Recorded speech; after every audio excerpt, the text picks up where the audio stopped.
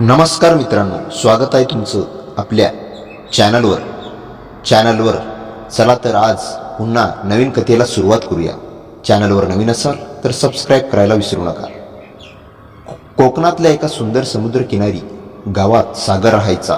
अभ्यासासाठी तो मुंबईत होता, पण सुट्टी मिळाली की गावाकडे धाव घ्यायचा. त्या सुट्टीत त्याचं आयुष्य बदलणार आहे हे त्याला कल्पनाही नव्हती. गावातला पाणवठा, तिथे रोज सकाळी येणारी रुपाली, तिच्या चेहऱ्यावरचं निष्पाप हसू, डोळ्यातली चमक आणि केसांतील फुलं पाहून सागरचं मन पहिल्याच नजरेत हरवलं. सागरला तिच्याशी बोलायचं होतं, पण धाडस जमत नव्हतं. एक दिवस पावसाळ्याची पहिली सर आली. रुपाली घसरून पडणार इतक्यात सागरनं तिचा हात पकडला. पहिल्यांदाच त्याच्या नजरा भिडल्या. क्षण थबकल्यासारखा वाटला. त्या क्षणापासून त्यांच्यात न बोलता एक नातं तयार झालं. काही दिवसांत दोघांची बोलणं सुरू झाली. सागर तिला समुद्रकिनारी घेऊन जायचा. रुपालीच्या हातातलं ते जुनं पुस्तक तो घेऊन जायचा. रुपालीच्या हातातलं तो वाचून दाखवायचा. दोघंही आपापली स्वप्न एकमेकांसोबत शेअर करायचे. पण एक दिवस रुपाली थोडी उदास दिसली.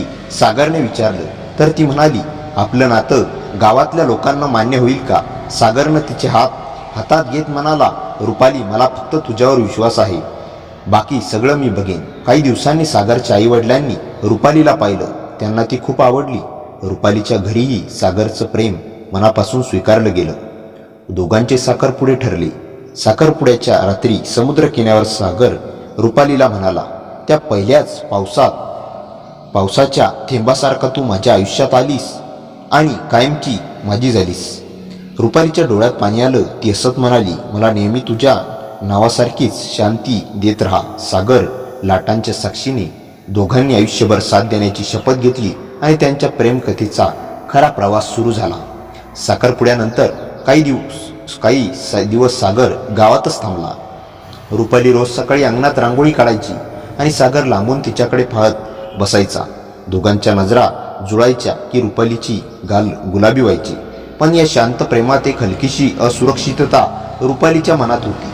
एक दिवस सागरने तिला विचारलं, रुपाली, तू आजकाल जरा विचारात दिसतेस, काही सांगशील? रुपाली म्हणाली, तुला मुंबईत नोकरी आहे, तुझं आयुष्य शहरात आहे. माझ्यासारख्या साध्या मुलीशी लग्न केलं की तू कधी पश्चाताप तर करणार नाहीस ना? सागरने एक क्षणही न दवडता तिचा हात धरला. रुपाली, सौंदर्य नजरेला दिसतं, पण मनाचा सुंदरपणा काळानंही बदलत नाही. तुझ्यासारखं मन मिळणं म्हणजे भाग्य आहे. रुपालीच्या डोळ्यात पाणी आलं, पण ती हलकं हसत म्हणाली, तुझ्यावर इतकं प्रेम करते की कधी कधी भीती वाटते.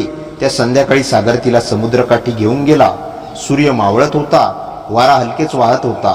सागरने रुपालीच्या केसातलं फूल अलगद हातात घेतलं आणि म्हणाला, हा क्षण मी आयुष्यभर जतन करणार आहे. तेवढ्यात एक मोठी लाट आली आणि दोघांच्या पायांच्या वर वाहून गेली. रुपाली घाबरून सागरला बिलगली. सागर तिच्या कानाशी अलगद म्हणाला, भिवू नको, मी आहे तुझ्यासोबत कायमचा. त्या रात्री पहिल्यांदाच रुपालीने सागरच्या खांद्यावर डोकं ठेवत त्याला जाणवलं की तिचं मन आता पूर्णपणे त्यांच्यावर विसावलं आहे. पण आनंदाच्या या दिवसात अशी एक बातमी येणार होती जी त्यांच्या प्रेमाची खरी परीक्षा घेणार होती. रुपाली आणि सागरचं नातं दिवसेंदिवस अधिक घट्ट होत होतं. गावात सगळीकडे त्यांच्या गोड प्रेमाची चर्चा सुरू होती. पण आनंदाच्या या दिवसांमध्ये एक सकाळ अशी आली की ज्याने दोघांचं मन हादरून गेलं.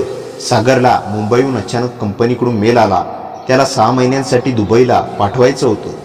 प्रोजेक्ट लीड म्हणून ही संधी सागरच्या करिअरसाठी खूप मोठी होती. पण त्या क्षणी त्याच्या मनात रुपालीचा चेहरा चमकला. सकाळचा भात वाढत असताना रुपालीने सागरच्या चेहऱ्यावरची चिंता ओळखली. काय झालं, एवढा गप्प का? सागरने मेल दाखवला. रुपालीचं हसू क्षणात फिकं पडलं. ती काही बोलू शकली नाही. दोघांवर जणू शांतता पसरली. काही वेळाने रुपाली हलक्या आवाजात म्हणाली, तू जाशील ना? सागरला तिच्या स्वरातील कंप जाणवला. तो शांतपणे म्हणाला, रुपाली, माझ्यासाठी तू आणि आपलं नातं हे सगळ्यात महत्त्वाचं आहे. जावं की नको हे मी तुझ्याशिवाय ठरवणार नाही. रुपालीच्या मनात मात्र वेगळाच संघर्ष सुरू होता. तिला सागरचं स्वप्न माहीत होतं. ती त्याला रोखून धरणारी मुलगी नव्हती. ती त्याच्याकडे पाहून हसत म्हणाली, सागर, तुझं करिअर माझ्या प्रेमामुळे थांबू नये. तू ही संधी गमावली तर मला आयुष्यभर वाईट वाटेल. सागरने तिच्या डोळ्यात पाहिलं. ती हसत होती, पण तिच्या डोळ्यांच्या कडा ओलावल्या होत्या. सागरने तिच्या अश्रूंना हाताने पुसलं आणि कुजबुजला. तू असशील तोपर्यंत मी कुठेही गेलो तरी मला घरासारखं वाटेल. सागरच्या जाण्याची तारीख ठरली. गावात सगळीकडे हलकी उदासी होती. सागर आणि रुपाली शेवटच्या दिवशी समुद्रकिनारी बसले होते. लाटांचा आवाज, संध्याकाळचा वारा आणि दोघांचं थरथरणारं मन. सागर म्हणाला, मी वचन देतो, रोज तुझ्याशी बोलेन, तुझा फोटो मागेन, माझ्या यशातला प्रत्येक क्षण तुलाच देईन. रुपाली त्याच्या खांद्यावर डोकं ठेवत म्हणाली, मी तुझी वाट पाहीन कितीही दिवस. पण या निरोपाच्या क्षणी दोघांनाही कल्पना नव्हती की सागर दुबईहून परत येताना त्यांच्या आयुष्यात असा एक वळण घेऊन येईल. सागर दुबईला गेल्यावर पहिल्या काही दिवसांत रोज सागर आणि रुपालीचा तासनतास व्हिडिओ कॉल व्हायचा. रुपाली सकाळी उठली की पहिलं काम म्हणजे सागरला मेसेज. रात्री झोपताना शेवटचं शब्दही सागरचाच. पण महिनाभरात सगळं हळूहळू बदलू लागलं. सागरचं काम खूप वाढलं. Meetings, projects, deadlines. रात्री थकून जाऊन तो कधीकधी कॉल करतही नसे. रुपाली वाट पाहत बसायची. तिचे मेसेज सीन राहायचे. ती स्वतःला समजावत असे, काय होईल, कामात असेल, उद्या नीट बोलेल. 6 महिने कसे गेले कळलंच नाही. आणि मग एक दिवस गावात बातमी आली की सागर परत येतोय. रुपाली आनंदाने वेडी झाली. तिने त्याच्यासाठी साडी निवडली, केसांत मोगऱ्याचा गजरा लावला आणि सागरच्या आवडीचा पोह्यांचा नाश्ता बनवला. पण जेव्हा सागर समोर आला, रुपाली काही क्षण शब्दही बोलू शकली नाही. सागर पूर्वीसारखा नव्हता. चेहऱ्यावर थकवा, डोळ्यात कुठली तरी गडद उदासी आणि त्याच्या बोलण्यात आता एक अंतर जाणवत होतं. तो रुपालीला भेटला, हसला, पण ते हसू जुन्यासारखं उबदार नव्हतं. रुपालीला सहज जाणवली. त्या रात्री दोघं समुद्रकिनारी बसले. बराच वेळ सागर शांत होता. शेवटी तो म्हणाला, रुपाली, मी तुझ्याशी काहीतरी बोलायचं होतं. रुपालीच्या मनात धडधड वाढली. काय झालं? सागरने खोल श्वास घेतला. दुबईत असताना माझ्यावर खूप ताण आला. काम, एकटेपणा आणि त्या सगळ्यात मला काही दिवस मानसिक त्रासही झाला. डॉक्टरकडे जावं लागलं. मी हे तुला सांगितलं नाही कारण तू काळजी करशील. रुपालीचे डोळे पाणावले. ती सागरचा हात घट्ट पकडत म्हणाली, सागर, तू एवढं सगळं एकटाच सहन केलंस? सागर हलकं असत म्हणाला, मी मजबूत राहायचा प्रयत्न केला, पण खरं सांगू, त्या दिवसांत मला खूप भीती वाटायची. मी परत येऊन तुला तसाच भेटू शकेन की नाही. रुपालीने त्याच्या खांद्याला बिलगून कुजबुजले. तू बदलला नसशील तर माझ्यासाठी तू आजही तोच सागर आहेस. माझा सागर. सागरच्या डोळ्यात ओल आली, पण त्याने एक वाक्य अजूनही लपून ठेवलं होतं. दुबईत काहीतरी घडलं होतं ज्याने त्याचं मन खोलवर हलवलं होतं आणि ते सत्य त्याच्या प्रेमाची खरी कसोटी ठरणार होतं. सागर परत आल्यानंतर गावात साजरी वातावरण होतं, पण रुपालीच्या मनात एक प्रश्न सतत फिरत होता. सागर एवढा शांत का? त्याच्या डोळ्यात नेहमीसारखा प्रकाश का नाही? एक दिवस ती ठाम झाली आणि म्हणाली, सागर, तू अजूनही काहीतरी माझ्यापासून लपवत आहेस. कृपया सांग, मी तुझी आहे, भीती बाळगू नकोस. सागर तिच्याकडे काही वेळ निरखून पाहत राहिला. तो आतून तुटलेला होता. शेवटी त्याने जड आवाजात सांगायला सुरुवात केली, मी दुबईत ज्या प्रोजेक्टवर होतो तिथे एक मोठी चूक झाली. माझ्या टीममधल्या एका सहकार्याने माझ्यावर दोष टाकला. कंपनीला वाटलं मीच जबाबदार आहे. त्या प्रकरणामुळे माझी ही नोकरी धोक्यात आली आणि मला 3 महिन्यांचा परफॉर्मन्स वॉर्निंग मिळाला. हे ऐकताच रुपालीचे हृदय थंड झालं, पण सागरचा आवाज ऐकून अजूनही थरथरत होता. फक्त एवढंच नाही, त्या काळात मी खूप तणावात होतो. रात्री झोपही लागत नव्हती. मी डॉक्टरकडे जात होतो. मी तुला सांगू शकलो नाही कारण मला भीती होती की तू माझ्याबद्दलचा आदर गमावशील. रुपालीच्या डोळ्यात अश्रू दाटले. ती उठली, सागरसमोर हात जोडून म्हणाली, हे तुझं चुकलं नाही रे. हे तर तू एकट्याने सहन केलेलं दुःख आहे. मला सांगायला तुला भीती वाटली, पण मला सोडून तुझं काहीही दुखणं मी सहन करू शकते असं तुला कधीच वाटलं नाही. आणि अचानक तिने सागरला घट्ट मिठी मारली. माझा सागर एवढा एकटा कसा राहिला असता? मी तुझ्यासोबत होते आणि आहे आणि राहीन. सागरने तिच्या मिठीत चेहरा लपवला. त्याचं मन हलकं झाल्यासारखं वाटलं, पण त्याच्या डोळ्यात अजूनही एक गुपित दडलेलं होतं. थोड्याच वेळात समुद्रकिनारी वारा जोरात वाहू लागला. सागर म्हणाला, रुपाली, अजूनही एक गोष्ट आहे जी तुला सांगितली नाही तर माझं मन कधीच शांत होणार नाही. रुपालीने त्याचा हात घट्ट धरत म्हणाली, काय आहे ते सांग. सागर, मी तयार आहे. सागरच्या ओठावर घाबरलेलं हसू आलं. तो हलक्या आवाजात म्हणाला, दुबईत असताना माझ्या आयुष्यात कोणीतरी भेटलं होतं. हे ऐकताच रुपालीच्या हृदयाला अचानक धक्का बसला. तिचा हात सागरच्या हातातून सुटला. तिच्या डोळ्यावर पडलेलं जग जणू एका क्षणात फुटलं. वारा थांबला, लाटा शांत झाल्या आणि त्यांच्या प्रेमावर पहिल्यांदाच एक गंभीर सावली पसरली. सागरचं ते वाक्य ऐकताच रुपाली पुतळ्यासारखी उभी राहिली. तुझ्या आयुष्यात कोणीतरी भेटलं, तिच्या आवाजात कंप होता. सागर शांतपणे मान खाली खालून बसला.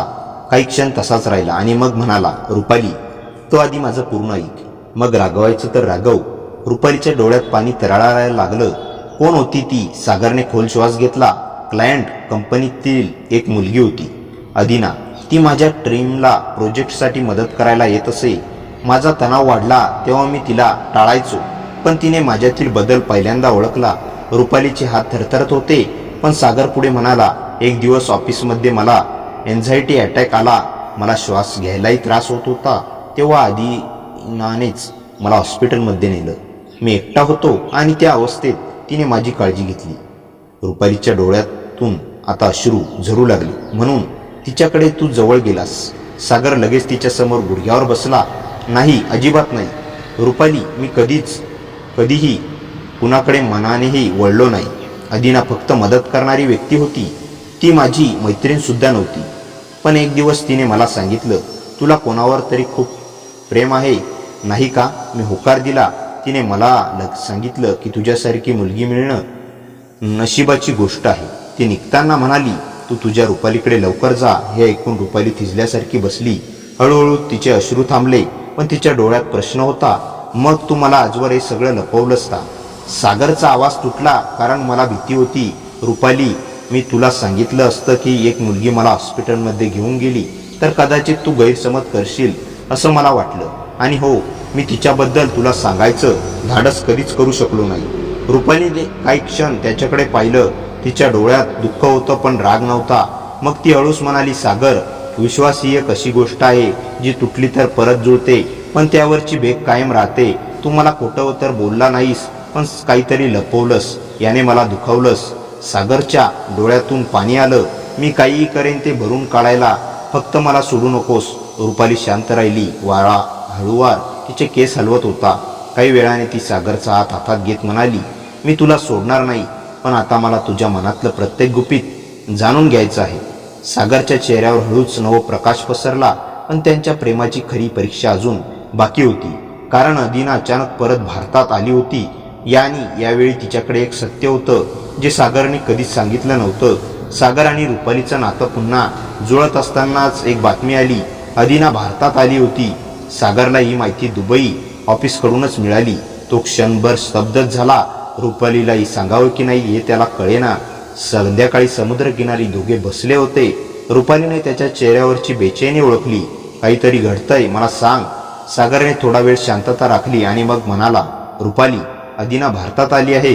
हे नाव ऐकताच रुपालीच्या हृदयात पुन्हा एक हलकीशी भीती शिरली, पण यावेळी तिने ते स्पष्ट नजरेतून दाखवलं नाही. येऊ दे, तिला काय संबंध आहे आपल्या नात्याशी? सागर तिच्या उत्तरावर थोडा निर्धास्त झाला, पण फक्त दुसऱ्या दिवशी सकाळी त्याच्या घराबाहेर एक कार थांबली आणि त्यातून अदिना उतरली. रुपालीने दार उघडलं आणि समोर त्या उंच, शांत, सभ्य दिसणाऱ्या मुलीला पाहिलं. अदिनाने नम्रपणे हात जोडले. मी फक्त काही मिनिटासाठी आली आहे. मला सागरशी आणि तुमच्याशी काहीतरी महत्त्वाचं बोलायचं आहे. घरात शांतता पसरली. सागर बाजूला उभा होता. रुपालीने साहसाने म्हटलं, या बसा. अदिना बसताच तिने सागरकडे पाहिलं आणि थेट म्हणाली, सागर, दुबईतल्या तुझ्या प्रोजेक्टबद्दल एक मोठी चूक झाली आहे, पण दोष तुझा नव्हता. सागर थक्क झाला. तो काही बोलत नाही. तोच अदिना पुढे म्हणाली, तुझ्यावर दोष टाकणारा व्यक्ती आता पकडला गेलाय. कंपनीने तपास केला आहे आणि तुझे नाव निर्दोष ठरलं आहे. हे ऐकताच सागरच्या डोळ्यात अश्रू आले. पण अदिनाचं पुढचं वाक्य आणखी धक्कादायक होतं. सागर, मी इथे फक्त हे सांगायला आले नाही. मी तेव्हा तुझी मदत केली, ते फक्त मानवतेने, पण एक गोष्ट मीही तुझ्यापासून लपवली होती. सागर आणि रुपाली दोघेही तिच्याकडे पाहू लागले. अदिना म्हणाली, दुबईत तू एन्झायटी अटॅक आला होता त्या दिवशी तू बेशुद्ध पडण्याआधी ज्या शब्दांनी मला हादरवलंस ते मी कधी विसरू शकत नाही. रुपालीचा श्वास अडकला. सागरही अस्वस्थ झाला. अदिनाने रुपालीकडे पाहत हळू आवाजात सांगितलं, तो बेशुद्ध पडण्याच्या आधी फक्त एकच नाव घेत होता, रुपाली, माझ्याशिवाय कुठे जाऊ नकोस. हे ऐकताच रुपालीच्या डोळ्यातून अश्रू ओघळले. पण अदिनाने शांत हसू करत पुढे सांगितलं, त्या दिवशी मला समजलं की हे प्रेम साधं नाही. इतक्या खोलवर कोणावर प्रेम करणारी माणसं खूप दुर्मिळ असतात. मग अदिनाने दोघांकडे पाच शेवटची गोष्ट सांगितली. मी इथे एकच सांगायला आले आहे, तुमचं प्रेम खूप मजबूत आहे. सागरनं माझ्याशी कधीच कुठलीही सीमा ओलांडली नाही. पण एक गोष्ट मात्र खरी, त्याला तुमची गरज जास्त होती आणि मला ते समजलं होतं. तेवढ्यात अदिना उठली आणि ती म्हणाली, माझं काम इथे पूर्ण झालं. आता तुमच्या आयुष्यात मी पुन्हा कधीच येणार नाही. तुमच्यासाठी मी मनापासून शुभेच्छा देते. तू निघून गेल्याबरोबर घरात खोल शांतता पसरली. रुपाली हळूहळू सागरकडे आली. तिचे डोळे ओले होते, पण त्यात वेदना नव्हती, फक्त प्रेम होतं. सागर, तू त्या दिवशी बेशुद्ध पडला होतास, तरीही माझंच नाव घेत होतास. सागरच्या डोळ्यात अश्रू दाटले. त्याने तिचा हात हातात घेत कुजबुजलं, मी तुझ्यावर किती प्रेम करतो हे मला तेव्हाच कळलं. रुपाली त्याला बिलगली. दोन हृदय, एकमेकांना मिळालेलं सत्य, पण अजून एक मोठा वळण त्यांच्या नात्यात दारात उभं होतं. आता सागरच्या करिअरने घेतलेली नवी दिशा त्यांच्या प्रेमाला कुठं घेऊन ठेवणार होती. अदिनाने सांगितलेलं सत्य ऐकून सागर आता आणि रुपालीचं नातं आता पूर्वीपेक्षा अधिक मजबूत झालं होतं. दोघांच्या डोळ्यात एक नवीन विश्वास जन्माला आला. पण त्यांच्या आयुष्यात आता आणखी एक मोठं वळण यायचं बाकी होतं. दुसऱ्या दिवशी सागरला दुबई ऑफिसकडून मेल आला. तुझे सर्व आरोप काढून टाकण्यात आले आहेत आणि तुझे काम उत्कृष्ट म्हणून आम्ही तुला कायमस्वरूपी दुबई ऑफिसमध्ये सिनियर प्रोजेक्ट मॅनेजर म्हणून जॉईन करण्याची ऑफर देतो. ही सागरच्या आयुष्यातील सर्वात मोठी संधी होती. पगार, पद, भविष्य आणि सगळं झकास. पण त्याच्या चेहऱ्यावर आनंदाऐवजी विचारमग्न शांतता दिसत होती. रुपालीने मेल वाचला आणि हसून म्हणाली, ही तर तुझी स्वप्नातली संधी आहे. सागरने तिच्या डोळ्यात पाहिलं. हो, पण मी एकटा तिथे जाऊन काय करणार? मी शिकून आलो आहे. माझ्या आयुष्यात तुझ्याशिवाय काहीच पूर्ण नाही. रुपाली काही क्षण शांत झाली. तिने सागरचा हात हातात घेतला आणि हळू आवाजात म्हणाली, सागर, प्रेमाने बांधून ठेवायचं नसतं, प्रेमाने सोबत चालायचं असतं. सागर तिच्याकडे पाहत राहिला. रुपाली पुढे म्हणाली, तू दुबईला जा आणि तुझं करिअर आकाशाला लाव. मी इथं थांबते, पण एक दिवस मीही तिथे येऊन तुझ्यासोबत राहीन. फक्त आपल्या नात्यावर विश्वास ठेव. त्या रात्री दोघं बराच वेळ समुद्रकिनारी बसले. लाटा त्यांच्या पायांना स्पर्श करत होत्या आणि दोन हृदय नवा मार्ग ठरवत होती. काही महिन्यांनी सागर दुबईला जॉईन झाला. त्याने दिलेल्या वचनाप्रमाणे रोज कॉल, रोज हसू, रोज प्रेम आणि रोज रुपालीची आठवण. रुपालीही तिने ठरवल्याप्रमाणे सर्व कागदपत्र तयार करत होती. तिचं फक्त मन फक्त एका क्षणाची वाट पाहत होतं, ती त्याच्या आयुष्यात पुन्हा सामील होण्याची. आणि अखेर तो दिवस आला. सकाळी विमान आलं आणि सागर गेटवर उभा होता. गर्दीत त्याचे डोळे फक्त एकच चेहरा शोधत होते, रुपालीचा. गोंधळात अचानक एक आवाज आला, सागर. तो वळला. रुपाली त्याच्या दिशेने चालत येत होती. गुलाबी साडी, केसांत मोगऱ्याचा गजरा, अगदी जशी तो पहिल्यांदा तिला पाहायला होता तशीच. सागर तिच्याकडे धावत गेला आणि जोरात तिला कवटाळलं. जणू 6 महिन्यांचा सारा विरह त्या मिठीत विरघळून गेला. सागर कुजबुजला, आलीस? रुपाली त्याच्या खांद्यावर चेहरा ठेवून म्हणाली, हो, कायमची. त्या मिठीतच सागरने तिच्या कानात सांगितलं, रुपाली, आजपासून माझं घर, माझं शहर, माझं आयुष्य सगळं तुझ्यासोबत. काही दिवसांनी दोघांचं छोटंसं पण अतिशय सुंदर लग्न झालं. समुद्रकिनारी, ज्या किनाऱ्यावर त्यांनी पहिल्यांदा वचन दिलं होतं.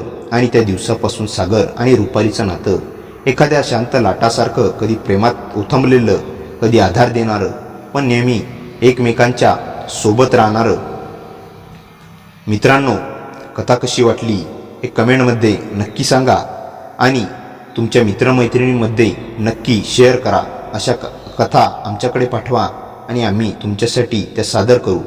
या कथेचा उद्देश समाजातील नातीसंबंधातील भावनिक गुंतागुंत समजून घेणे आहे. कोणत्याही नात्यात प्रामाणिकपणा, संयम, परस्पर आदर आणि सीमांचे ज्ञान राखणे महत्त्वाचे आहे. कुटुंबातील प्रत्येक सदस्याने एकमेकांच्या भावनांचा आदर करत सुखी आणि समाधानी जीवन जगले पाहिजे. धन्यवाद मित्रांनो. तर मित्रांनो, कथा कशी वाटली हे कमेंटमध्ये नक्की सांगा. कथेला जास्तीत जास्त लाईक करा आणि हाईप करा. या बटनावर क्लिक करायला विसरू नका. आपल्या मित्रमैत्रिणींमध्ये शेअर करा.